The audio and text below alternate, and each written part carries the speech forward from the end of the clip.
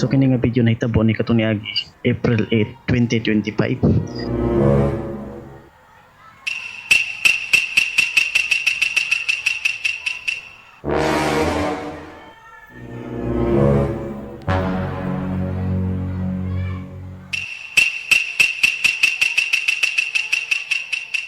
So makita ninyo dra ng punuan na ang dahon niya red na naipagka-violet, no. So kana siya nga dahon madugay ana mahimo na siya green, no. So ako na siyang i-video balik pag mahimo na siya green.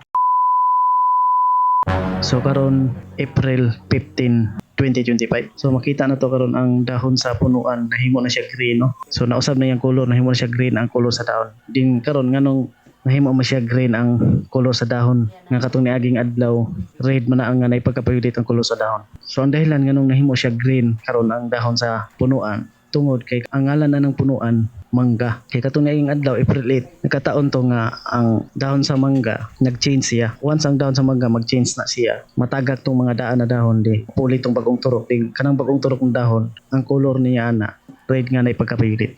So ingana na ang mangga. Then madugay ana after pila ka adlaw mahimo na siya green. Di nagtuo ko nga maabtan pa siya dugay adher mahimo siya green, pero kadali ra day kay karong April 15, 2025 green naman siya ang dahon. Din kung na may makakita ng video ha, di mawirduhan mo nganong ingani nga klase nga akong vlog. So ako pakisa opinion niyo, no. Din kini gibatan ni kay aduna ko personal nga ra, no.